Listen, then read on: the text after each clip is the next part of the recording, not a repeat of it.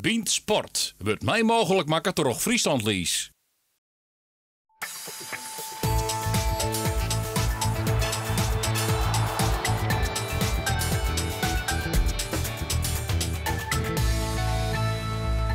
De koning zit weer op zijn troon en wil zijn kroon voor eerst net weer uit handen, Jan. Aan tafel Nederlands meest succesvolle reetrieder Sven Kramer. Verder NOS-commentator Herbert Dijkstra en sportjournalist Jaap Stalenburg. Goejoen, dit is Bient Sport. Eerst maar veel.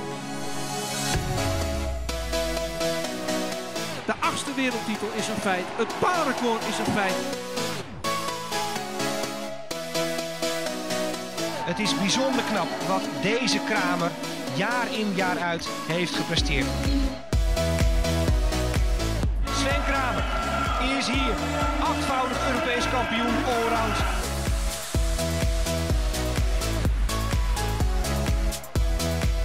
Voor de 7e keer wereldkampioen op de 5000 meter.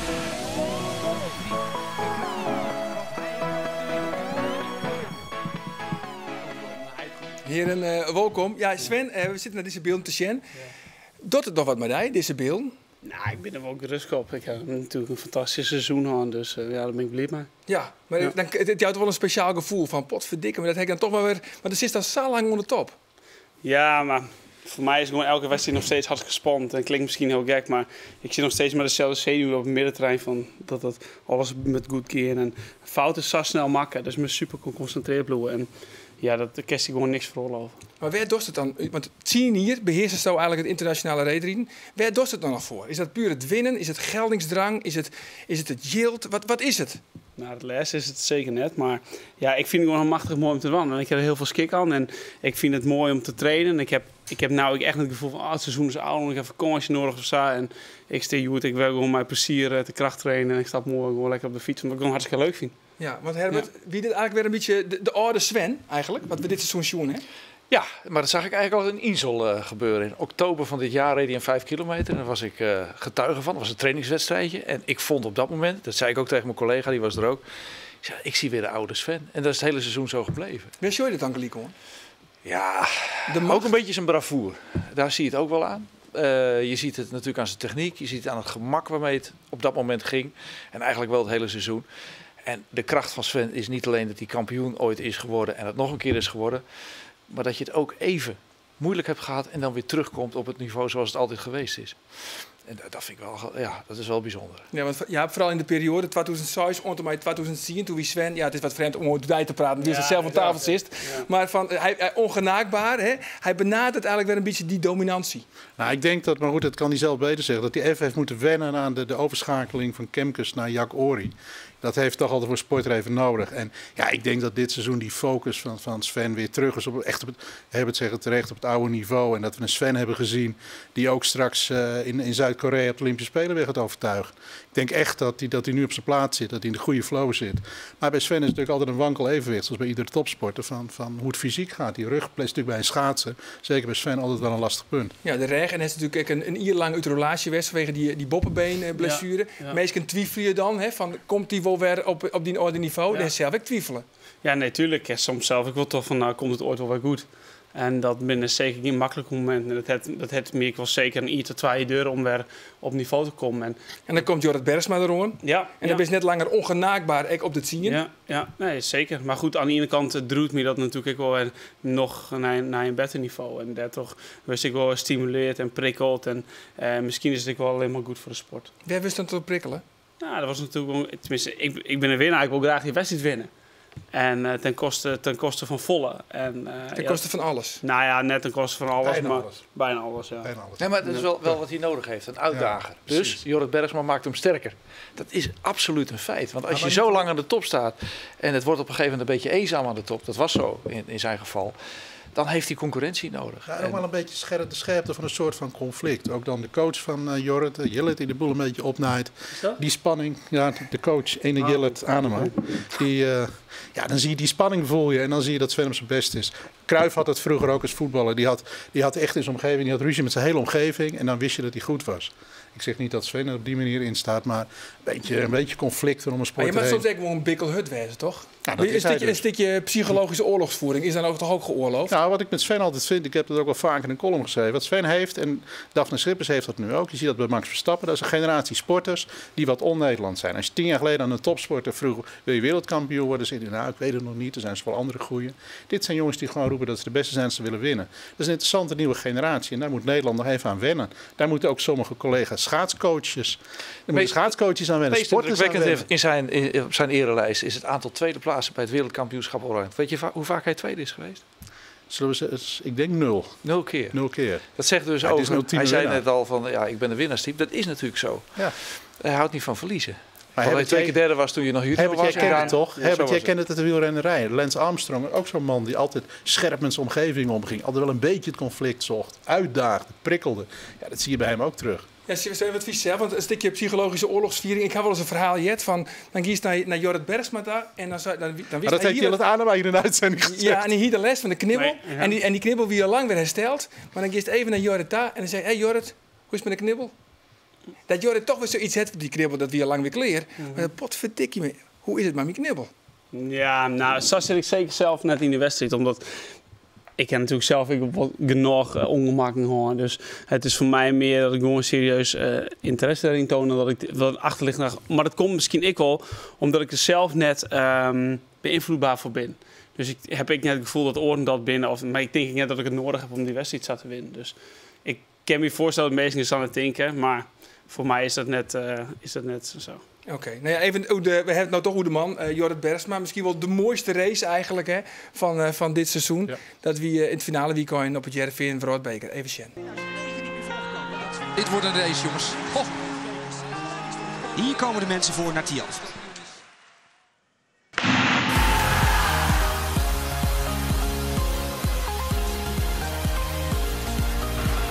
De twee zwaargewichten van het Nederlandse schaatsen. Nog een prachtig gevecht.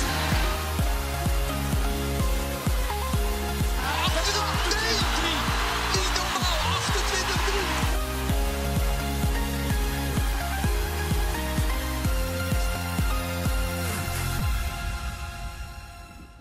Ja, en waar maak ik het vregen, jongens? Dit is toch mooi? Ik heb Ja, het dit is wel toch genieten, man. Zo Ik vond de fantastisch. 5000 meter bij het WK afstanden ook nog wel net zo mooi eigenlijk. Want daar had jij de laatste rit volgens mij en wist je wat je moest rijden. Nou, dat was zo'n stukje uiteindelijk. En het feit dat je hem dan pakt zegt natuurlijk alles over jou. Maar het zegt ook wel dat het allemaal wat dichterbij komt natuurlijk. En er komt ook een moment dat hij echt een keer verslagen wordt. Ook Sven heeft het eeuwige leven niet. Hij heeft een sterk lijf. Maar Het bijna zover Herbert dat ik niet zou weten wie dat de eerstkomende 3-4 jaar zou moeten doen. ik ook niet. Maar dat moment gaat een keer komen natuurlijk. Misschien zelf. Heeft u zelf een idee? Ja, geen idee. En zolang ik nog plezier aan heb en ik het hartstikke goed, dan ga ik gewoon terug. En dit ben wel de wedstrijd weer voor Riest. Ja toch, 28 treien. Zeker. En Leicester rond. in zo'n toernooi, of zeg maar iets aan wedstrijd, dan jouwt natuurlijk daarna ik gewoon een super gevoel. En dan is het misschien nog wel meer ontlading dan bij zo'n WK-rand. Ja, maar Jorrit Bergsma, die rivaal, die grootste rivaal. En zijn jongen heeft dus eigenlijk echt nodig om het beste uit zichzelf naar boven te halen. Nou, misschien wel. En natuurlijk, ik snap wel dat de buitenwereld er echt een clash van maakt het samen. Maar wij hebben gewoon echt een prima relatie. En dat is gewoon hartstikke goed. Ja, maar als hij dus de man is die het beste in de boppen te helpt. Er is er een plakje vrij in de ploeg. Ik zoek hem zo gauw als mogelijk bij de in de ploeg te Bij hebben. u is een plakje vrij? Nou, Wouter Oldeheuvel, die hoort toch op? Goed. Dat kwam vorige week te sprake. En toen vreeg journalist dat mij. En toen zei ik, we hebben net. Omdat ik dat echt vind. Maar Of is het een goed idee? Nou, een goed idee. Ik zoek er zeker het negatiefste nieuws in. Maar ik zocht het net... Dat is hetzelfde, toch? Of net? Ja, misschien wel. Maar ik zocht het net zo snel iets wat er gebeurde. Maar Waarom net? Waarom niet? ja, waarom niet? Ja, omdat ik... Hij had net een heel succesvol seizoen achter de rug, Nee. Jorrit.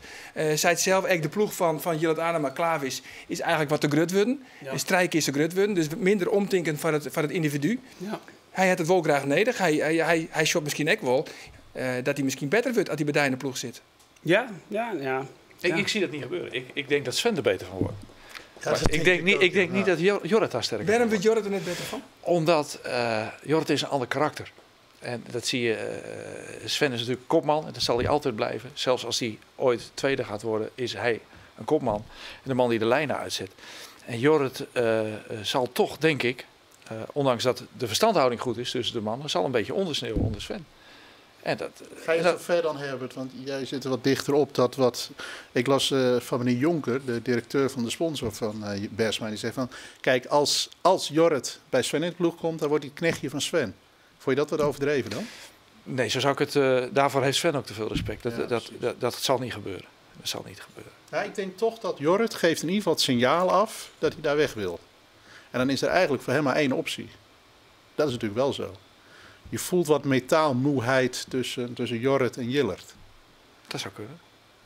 Dat merkte ik ook een beetje uit het interview. interview. Richardson heeft wel bijgetekend. Dat vond ik dan opvallend voor een paar jaar. Maar misschien heeft hij wel besluit genomen omdat de wegen sportief moeten scheiden. Ik weet het niet. Het zou kunnen. Maar ik vind het wel een spannende combinatie. Kramer, Jorritsma. Of Jorrit Bergsma. Ja, ik zal zeker naar de Guinees zeggen. Nee. Maar dat is wel die vaardeel. Dat we sterker echt in een ploeg van. En ik ben gewoon een voorstander om volle goede rieders bij elkaar te zetten.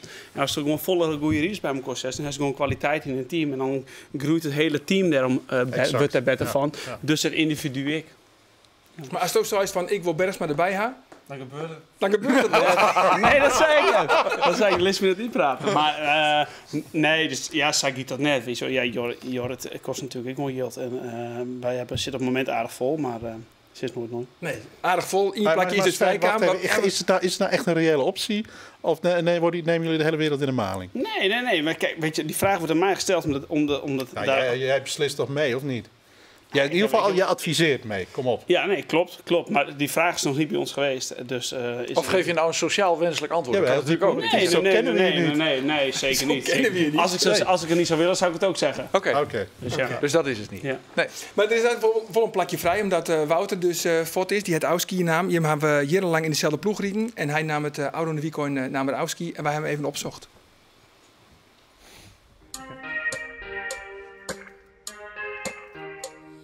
Wouter Aldeheuvel nam Aron Wika en Auskiën van het reetrieden. Hij werd 2 keer wereldkampioen bij de achtervolgingsploeg en 2 keer Nederlands kampioen allround. Meestentijds helde hij het podium efter zijn vriend Sven Kramer. Troch blessures werd hij nou dwongen op te houden. Het wil niet, het kan niet anders en ik kan niet doorgaan. Dus dan is de keus, wordt voor je gemaakt. Maar het is wel des te lastiger nog steeds. Want je hoofd wil graag, maar je lichaam die houdt er gewoon mee op. Kom! Ja, ik kwam als kind aan huis bij de familie Kramer altijd. Kom je naar buiten? Dat is eigenlijk nooit meer veranderd en nu nog steeds. Ik kom vaak bij Ipe Ellie op de koffie. Ja. Ik denk dat iedereen weet dat, in ieder geval, dat hij niet tegen verliezen kan. Maar slechte eigenschap is ook dat hij af en toe geen rust heeft, denk ik. Een druk mannetje, altijd heen en weer, druk voor andere mensen. En waar hij toch soms nog meer aan zichzelf moet denken in een week voor een belangrijke wedstrijd. Vaak belt hij mij wel op als er paniek is met zijn schaats of wat dan ook. Daarin kan hij denk ik toch nog wel meer rust vinden af en toe en vertrouwen dat het gewoon goed is. Schema's, weg met de klokjes. Hier gaat dan de winst. Een mooi gebaar van Kramer, die zijn trainingsmaat, zijn ploeggenoot. Vanaf Jong Oranje, 15 jaar alles gedeeld en stiekem werd hij daar nog gecoacht.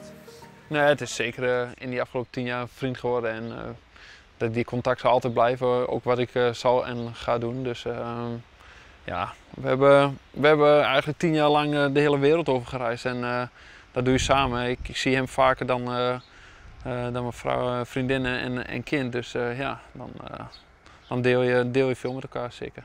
Als ik misschien minder geblesseerd was, dan was het mooi geweest dat wij het samen konden uitvechten.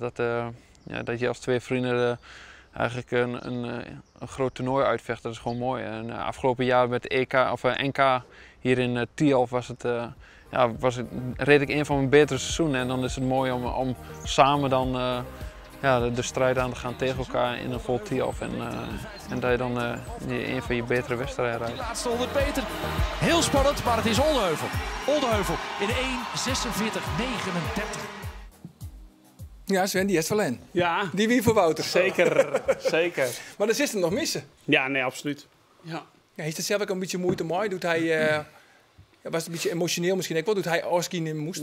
Gedwongen? Voor mij weer eigenlijk het moeilijkste, maar ik wil het in hem zijn. Wij in rond winter hebben hier een World Cup in Insel, hier wij. En die hier ik oerslijn en ik woerde op trainingskamp naar Colalbo. En Wouter die hier ging ze vonden nog dan, dus die zei ik ga ook naar Colalbo.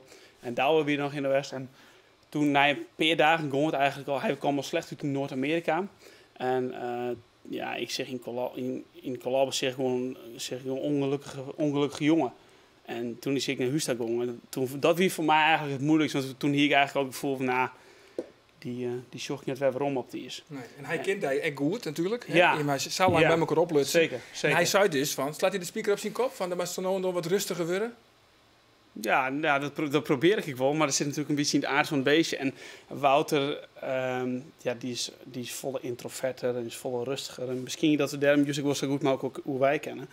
Maar dat is zeker een punt. Ik ken me snel druk met zo'n dingen. Ja. Heeft hij invloed op jou? Als hij zegt, joh, doe eens een beetje rustig aan, dat je dat dan aanneemt van hem?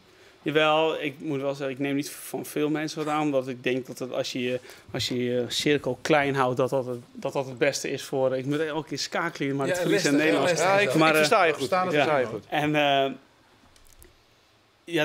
dan omdat ik denk dat als die cirkel liet zoals mijn meester moet hinderen, dat het beter is voor die wedstrijd. Maar goed, daar zit hij zeker bij, dus ik neem zeker wat van een man. Ja. Ja. Jongens, heel wat oors, want Meldonium, hing je hem daar pak een beet, 4 weken alleen wel eens van Jet? Ik niet. Nee. Ik niet. Nee. Do, Jaap? Ja, eerlijk gezegd wel. Ja. Do, Jaap, ik ben afgelopen jaar een paar keer in Moskou geweest. En daar werd wel over dat... Het was een soort... Ja, daar werd gewoon over gepraat. Ja. En dat Sven, hier staat er wel eens van Jet? Meldonium? Ja, maar wacht even, Meldonium, let op jongens. Meldonium werd gepraat in Moskou. Dat was een soort partydrug. Dat kon je op iedere hoek van de straat kopen. En als je daar, mensen die daar dus het nachtleven in gingen, liepen met Meldonium. Het is daar net zo makkelijk te krijgen als drop of kauwgom. En heeft mij €4 toch? In de drogisterij. Het is gewoon een petmiddeltje. Het is een soort Red Bull voor de Russen. Ja. We hebben een paar collega's, vrouwelijke collega's van die vregen wat ze ervan voelen. Meldonium.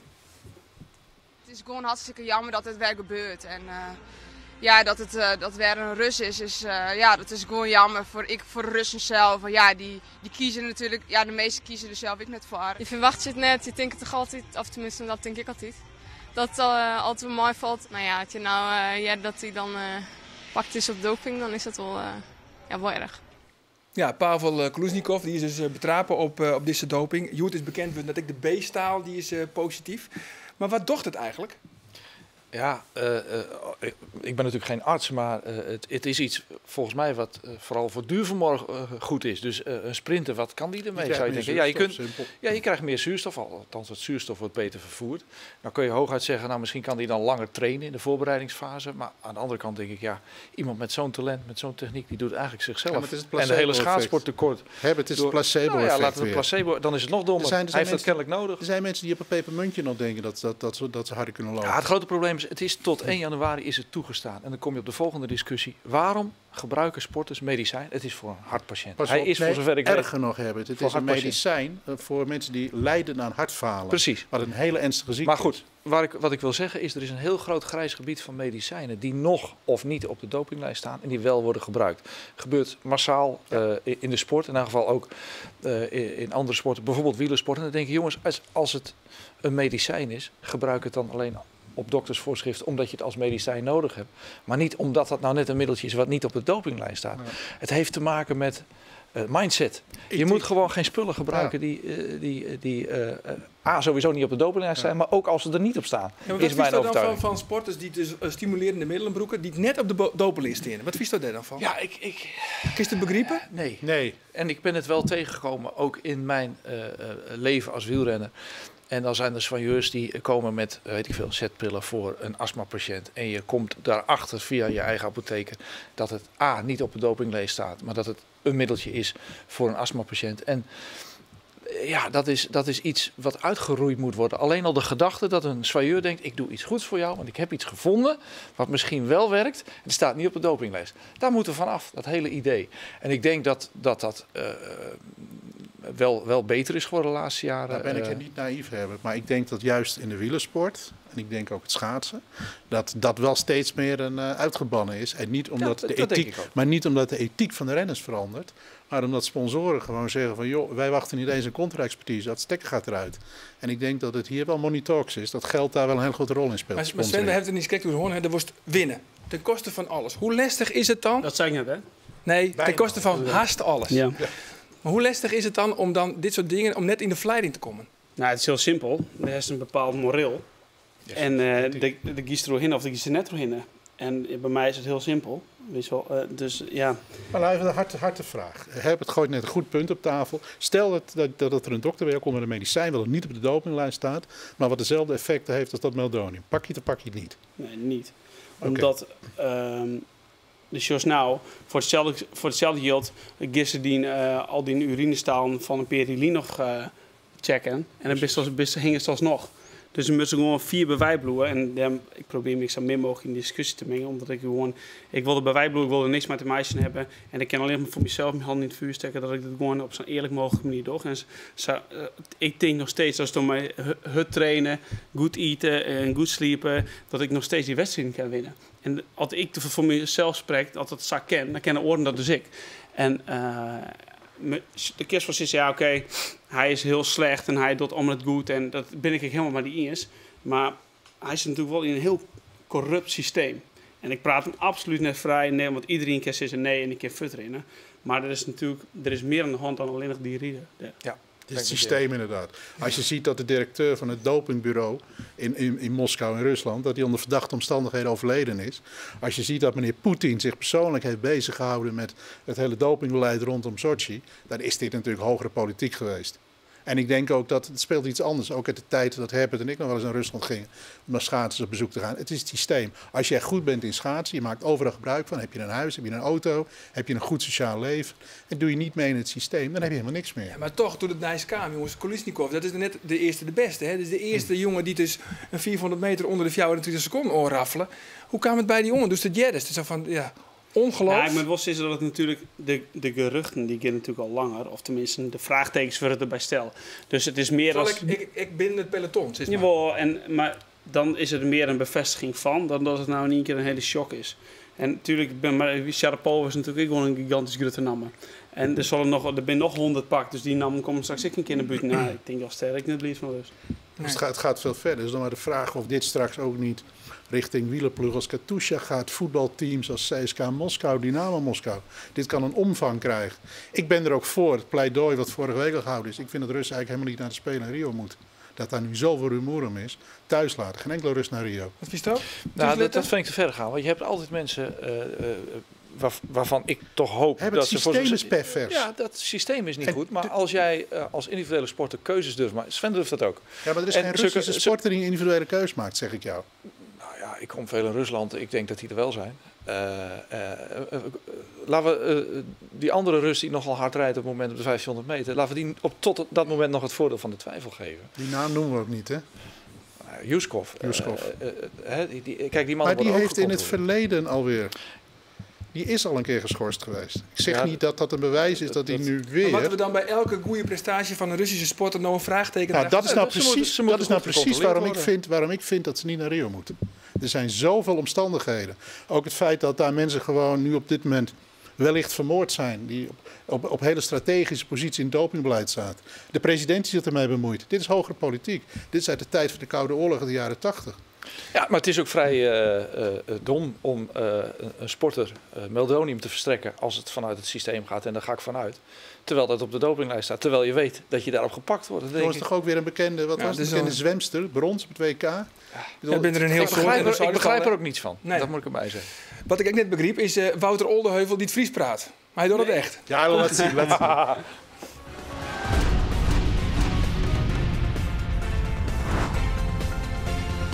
Daar binnen we met Arjen Sportquiz. En de vraag van deze week wordt stelt terug Wouter Oldeheuvel in het Friesk. Hoeveel Olympische medailles had Sven Kramer behalen in zijn carrière?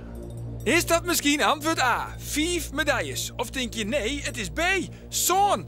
Of is het antwoord C, 9 medailles. Mail je antwoord vast naar bient@omroepfriesland.nl en win een retreatkliniek met Kjeld Nuis, Gerben Jorritsma en Douwe de Vries.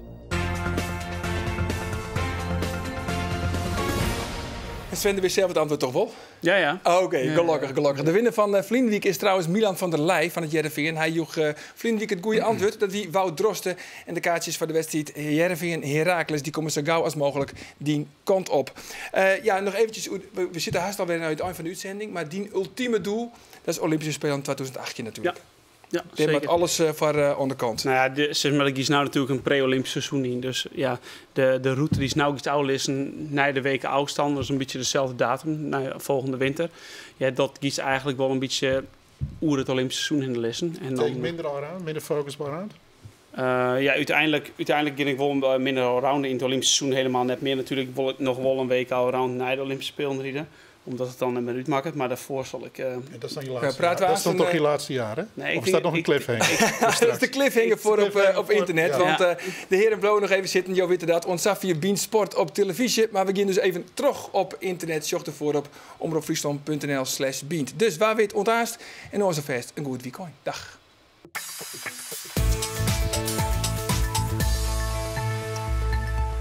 Goeien, welkom waarom bij Bean Sport op internet. Om tafel nog altijd de heren Sven Kramer, Herbert Dijkstra en Jaap Stalenburg. Ja, we zijn niet kijk al Sven, de Olympische Spelen van Pyeongchang. Er is nou 3 gouden medailles. Heeft wel het idee dat er nog wat goed te maken is op de Olympische Spelen? Ja, dat gevoel zal ik naar Vancouver natuurlijk denk altijd wel horen. Ik hoop dat ik nog een keer kan fut winnen, maar dat is natuurlijk nooit zeker niet. Nee, maar die 10 kilometer, gewoon goud op het 10 kilometer, die mag er een keer komen. Nou, het liefst wel natuurlijk, maar goed, garanties krijg je natuurlijk nooit en zeker niet ik net. Dus dat is misschien ook wel het mooie van sport en dat is misschien ook wel weer een meeste de graag naar Sjoch, omdat het is moeilijk te voorspellen. Ja, want wat er in Vancouver gebeurt is, dat kleeft nog altijd een beetje on Sven. Ja, maar dat maakt ook dat het verhaal... Ja, dat is het kwijt, ja? Ja, nee, niet anders.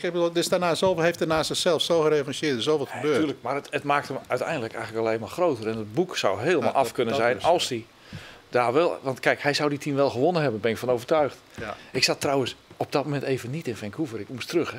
Dat verhaal ken je misschien niet, maar mijn kinderen werden ernstig ziek. Ja. Dus ik zou het verslag doen van de 10 kilometer. En ik heb hem uiteindelijk in het ziekenhuis in quarantaine bekeken in Nederland. En dat was voor mij natuurlijk ook schrik. Ik denk, wat gebeurt hier? Inmiddels wist ik al dat het met de kindjes wel goed af zou lopen. Het was wel even spannend. Ja. Maar dat is voor mij ook een merkwaardige sensatie geweest, de hele race. En natuurlijk had hij de 10 gewonnen. Ja, want van die Koreanen hebben we niks meer van. Maar ergens hoort het bij sportcarrières. Dit hoort erbij. Als het alleen maar winnen was geweest, dat was ook niet zo spannend, Sven. Ja, dat wil je misschien niet horen, maar het is zo. Ja, ik had hem liever wel gehad. Ja, dat snap ik wel. Dat begreep ik. Maar ja, de onvermijdelijke vraag, Sven, want dan ben je nou 29, de Olympische Spelen, dan ben je 32? 31, haast 32. Hoe lang nog? Zo lang marathonschaatser worden, hè? Niet hij moet echte werk moet hij nog aan beginnen. Daarna die marathons, ja. Nou, ik heb eigenlijk altijd wel zijn vandaan, waarschijnlijk stop ik onder deze speel, maar ik moet wel zitten dat ik er nog heel veel nocht aan heb. En dit wordt sowieso mijn laatste speel. Maar of ik daarna nog een jaar teruggeef of net, of nog 2 terug. Word je marathonschaatser? Ja, dat weet ik nog net. Echte mannen, hè? Zoals je paarden zijn. Echte man, hè? Ja, dat weet ik net. Nee, maar dat wordt Sabi zijn die laatste Olympische Spelen. Ja, en dan ik denk dat ik neig als mij nou vreeg, zoals mij nou viel en zoals nou alles draait, zoals het team draait en alles in gang gaat, dan denk ik dat ik nou gewoon hier terug ga. Maar ben jij het type sporter die door kan gaan omdat hij zegt van ik vind het zo leuk, maar met die 17e plaats neem ik ook genoeg. Zoals Ritsma's laatste. Ga je dat doen? Die is een keer laatste geweest op de 5 kilometer, enkele afstand. Nee? Ja, laat je dat niet kritisch door Bert Maalderink ondervragen van waarom lukt het vandaag weer niet? Nee, dan moet ik nog antwoord geven ook. Nee, dat ging het dan. Dus, maar ik heb er wel heel veel nocht aan en dat is voor mij het belangrijkste. En, maar dat is de reden waarom Rintje zei, ik ging terug. Ja. Hij hier er nog. Ik heb er geen nog meer aan, dat als laatste in de ronde. Dan weet ik voor mezelf, vind ik er niks meer aan. Dus dat ging het wel. Dus de lol hangt wel af van winnen. Maar begreep jij Ritsma wel in zijn laatste jaar? Die zei, laat mij nou lekker van mijn lol rijden. Jawel. Maar zijn statuur is natuurlijk wel... De vraag is natuurlijk of ze het zelf moest... of het worst of net. Maar dat is zijn keuze en hij is tevreden mee, dus dan is prima. En dan steek ik er volledig achter. Maar wat Herbert zei van winnen, gaat dus dan wel, dat maakt het wel leuker. Ja, nee, tuurlijk. Sterker nog, dat is voorwaarde voor. Dat is een voorwaarde. Ja, dan vind ik er niks meer aan. En, maar ik kan me voorstellen dat ik bijvoorbeeld Douwe de Vries wil mij naar de wijze, want hij denkt dat ik er niks van ken. Dus dat ging zo. Ik wil het wel misschien op een andere manier dan. Misschien een paar marathons rijden, misschien wat meer fietsen. En de wijze zee doen dus. Ja, maar 200 kilometer. Ja, maar hij denkt dat het niks was, maar ik weet zeker dat ik hem eruit rijd. Maar Ik moet dat nog zien, Sven. Ja, hoor. hè? Dat moet je nog wel bewijzen. Ja. Nou, het gezegd hebt, moet je het bewijzen, vind ik. Ik vind het wel een mooie deze. Ja. Ja, maar hij wordt steeds ouder, hè? Jij niet? Ik. Ja, ik wou zeggen. Douwe is nou... Ja. Trouwens, we hebben even een rondje langs de velden. We hebben een vraag van Foppe de Haan, speciaal voor jou. Sven, jongen, ik mag je complimenteren met die geweldige seizoen. Ik vind het fantastisch. En dan gaan we hier een vraag. Hoe ben je in staat om van je, laten we zeggen, van je jongetje die hier oud tot aan, nou ik weet net hoe hard het nou is, maar volgens mij iets van 21. Dus dat zie je hier, om dat niveau vast te houden en zelfs nog beter te worden. Dan moet je ergens binnen hier een iets motor gaan. En ik ben benieuwd wat die motor is. Wat is die motorke? Om het zo lang vast te houden? Nou, ik denk dat mijn motivatie een grote motor is.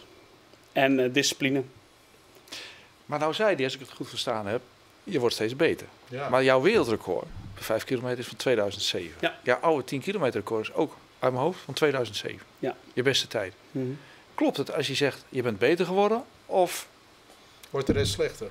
Nee, de rest wordt niet slechter. Nou, Komen ze dichterbij? Ik denk dat ik op sommige momenten wel beter was ben dan die wereldrecords. Ik heb 6-0 Jochen in Heerenveen rijden, vorig jaar. Klopt. En dat is beter dan ik ooit die heb. Ik heb in het Olympisch seizoen 12:44.0 in Heerenveen rijden. Ja, dat is natuurlijk altijd beter dan 12:41 dan in Salt Lake City. Ja. Dus de absolute tijd is misschien niet altijd west, maar ik ben op sommige momenten wel volle beter dan ik west ben. Ja. En ik denk dat ik vol constanter word meer op de 4 van het zien. Ik rijd eigenlijk nooit meer boven de size 14. Maar dan moet je de vraag eigenlijk anders stellen. Heb jij het gevoel in de jaren waarin je nu zit, dat je eigenlijk structureel, vooral dit jaar, weer sterker bent dan in 2007? Ja, op sommige momenten wel. Maar het is natuurlijk altijd een beetje saai. Maar ja, het zal eromheen, ja. Ja, het ziet er wel weer mooier uit.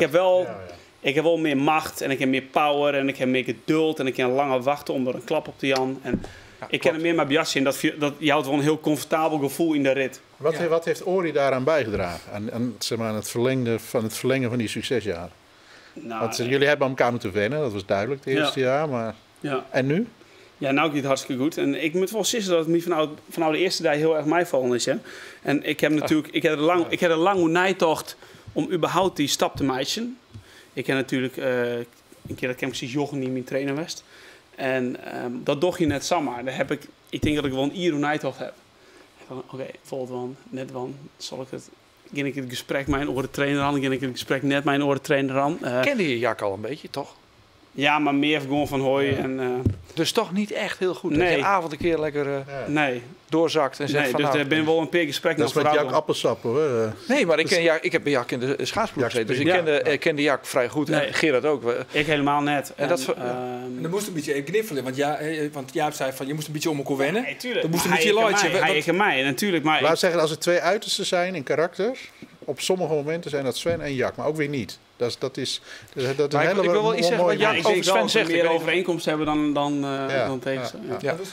Nou, kijk, ik heb natuurlijk wel contact met Jak, maar dat vind ik wel leuk om dan vooral hier te zeggen. En dat zal ik misschien wel tegen Sven gezegd worden, misschien niet. Maar Jak die heeft nooit een sporter meegemaakt die alerter is op alle details die er maar zijn. Exact. Voor en na een schaatswedstrijd en tijdens trainingen dan Sven. Hij zegt... Daar hoef je eigenlijk niks aan doen. Je moet hem al ook wel een beetje afremmen. Een controlefreak. Maar het is niet zo dat je na 10 jaar kan zeggen... topsport, van nou, ik laat hier een steekje vallen. Een mooi voorbeeldje trouwens, misschien kan je het nog herinneren. Er was ooit bij een wereldbeker in Erfurt. En toen moest ik zo lachen. Om 9:30 stond iedereen 1 of 2 dagen voor de wedstrijd nog even in de kroeg. En jij gaf een rondje. En je bestelde behoorlijk wat bier voor de concurrenten. En je had het uitgedeeld en je zei de groeten, ik ga slapen. Ja. Weet je nog? En dan moest ik zo om lachen. Ik denk, hij is hier al bezig met de wedstrijd. Kan je het nog herinneren of niet? Herbert, zou ik nooit doen. Herbert, of is St. Moritz aan concurrenten vraagt, ga je nog even mee stappen?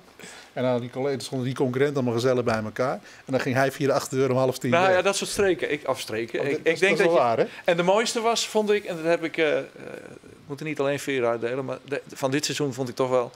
De alertheid tijdens een race, dat je zelf nog moest rijden. Dat je de blokjes opruimde voor Pedersen. Ja. Nou ben je vrij goed met de Noren volgens mij, altijd wel geweest. Ja. Maar hoe haal je het in je hoofd om vlak voor je wedstrijd... dat je zelf moet presteren... Maar het was wel zo... 10 blokjes van de baan veegt. Ik zag het, de camera zag het niet. Ja. Vandaar dat ik het heel nadrukkelijk moest vertellen. Ja. Maar het is meer omdat... die blokjes... Anders blijft er geen enkele concurrent. Nou ja, dat misschien ik wel, maar die benen konden er echt helemaal niks van. En die stonden helemaal in paniek en die lijnden 20 blokjes. En ik zocht dat ik kom de del en ik zou het fijn vinden dat een collega van mij dat ik bij mij zou wan.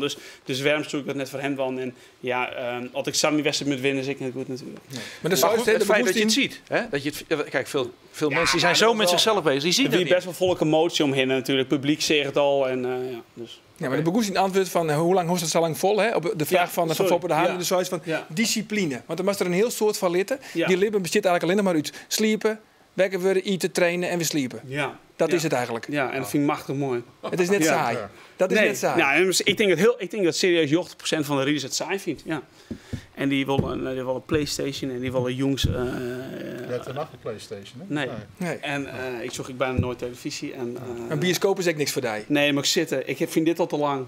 Jij vindt het nou al wat te lang? Nou, nee, maar gewoon dan... Ja, ik ben sporter, dus ik lees plot of ik ben aan het fietsen of ik ben aan het rieden. En ik ga net lang zitten. En ja, daar ben ik heel extreem in. Dat weet ik voor mezelf. En ik weet dat vrienden van mij soms denken van... Ja, maar goed, ze binnen nou ook wel een wend. Maar uit eten? Deze 2 weken. Dus ik ben een vriend van april, zeggen ze dan altijd. En voor de rest, dan joggen ze mij weinig. En ik vind het heel gezellig. En ik zal altijd tier voor een meidje altijd ken. Maar wel vaak wanneer het mij schikt eigenlijk, ja. Maar nog een vraag. Van een bekende Friese sporter. Oh ja? Mijn vraag weer eigenlijk... du bist hem... dat zie je bij Squidrek op een manier, ik heb mijn twijfels daar een beetje bij natuurlijk. Hè. Een beetje een ongelukkige strijd.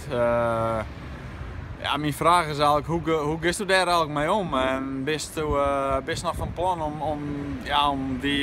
om dat record weer om te pakken? Ja, ik heb zelfs hoe de 10 kilometer, het wereldrecord. Was toch Piet best en Tetjan Bloemen? Nou, wat hij er eigenlijk bij bedoelt, voordat we misverstanden krijgen. Want hij rijdt bij een ploeg waar je misschien verkeerde gedachten bij zou kunnen hebben. Astana bedoelt? Nee, maar wat je het even serieus neemt. Wat hij bedoelde is van, Tetjan Bloemen pakt die wereldtitel, maar die leeft en traint al heel lang op hoogte. En, nou, in dat vindt hij net helemaal eerlijk. Dat vindt hij niet helemaal eerlijk. Ja, maar dat is wel een keuze natuurlijk die Tetjan Bloemen maakt. En de kerst van Sisse was worst. Maar hij heeft wel een goede keuze maken, want hij riet nou gewoon een goed seizoen. Natuurlijk heeft hij een ongelukje gehad, maar zijn skeenbeen heeft zichzelf snijden en zo. En dat is nog steeds niet helemaal perfect.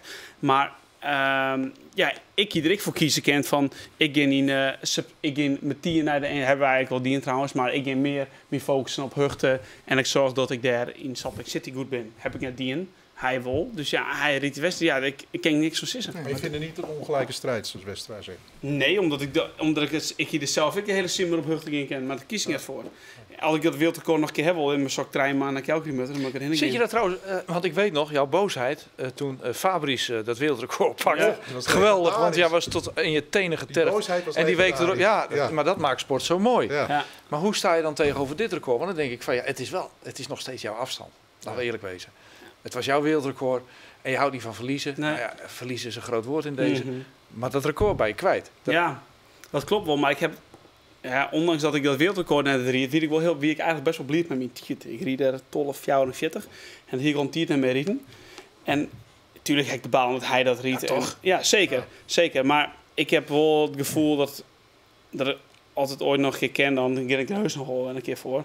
Ik heb serieus overwogen om naar de World Cup in Heerenveen de vliegtuig te pakken en naar Calgary te gaan. Oh ja?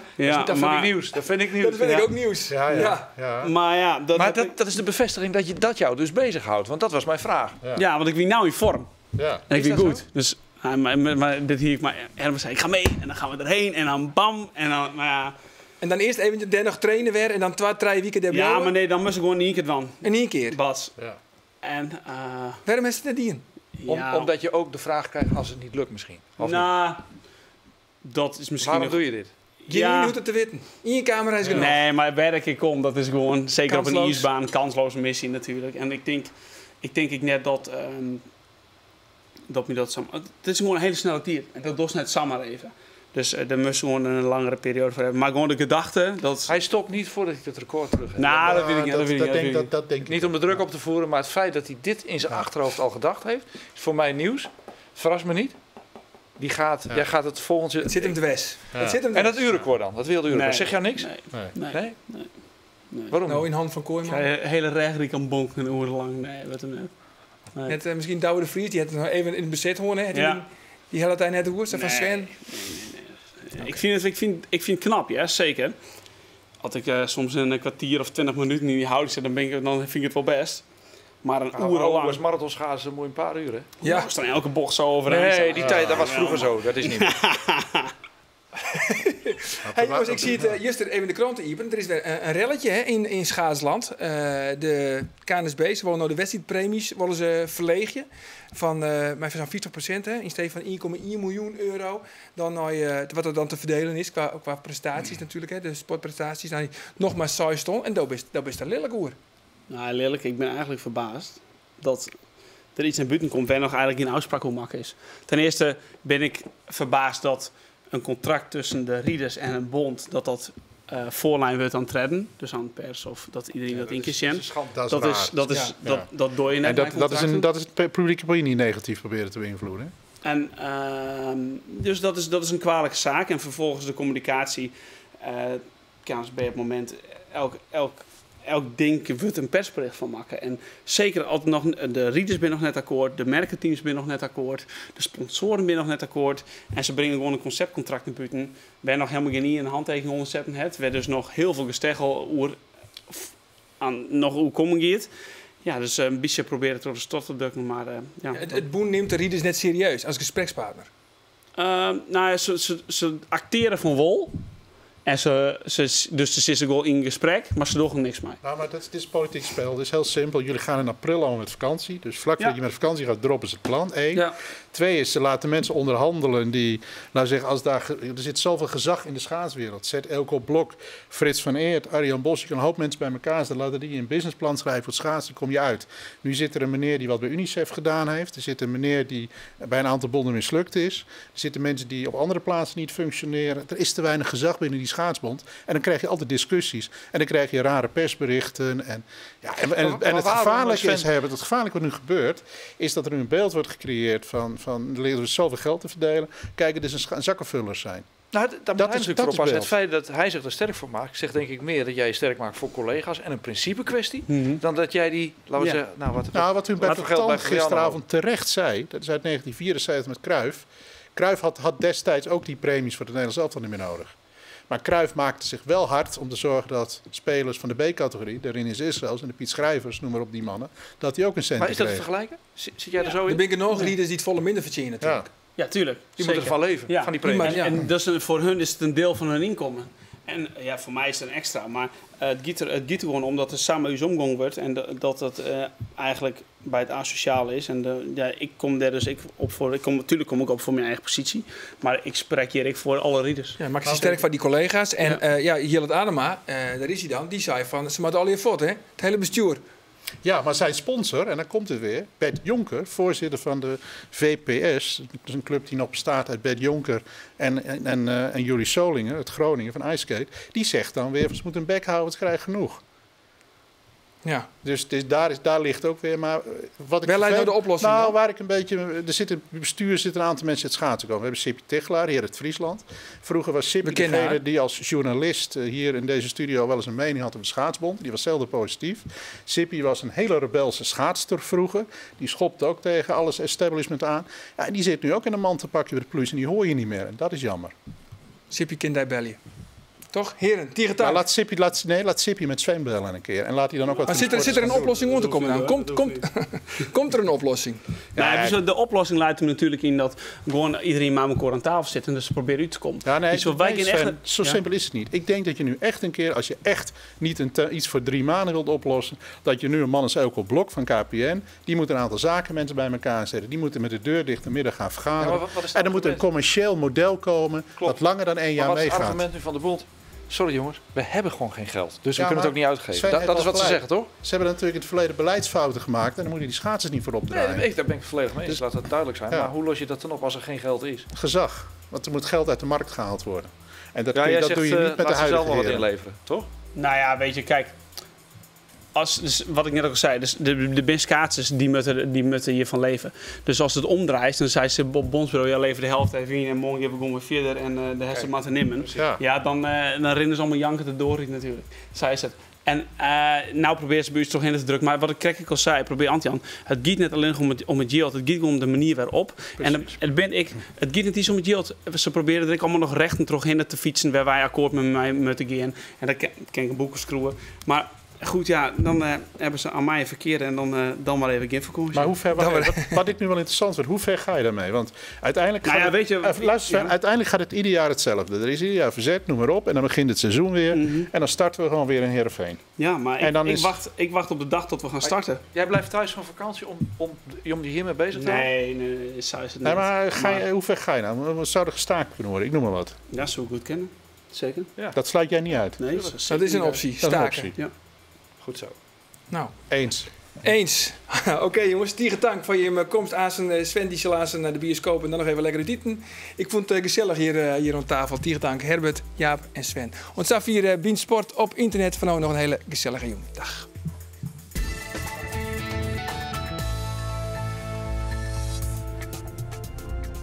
Our planet may be home to 30 million different kinds of animals.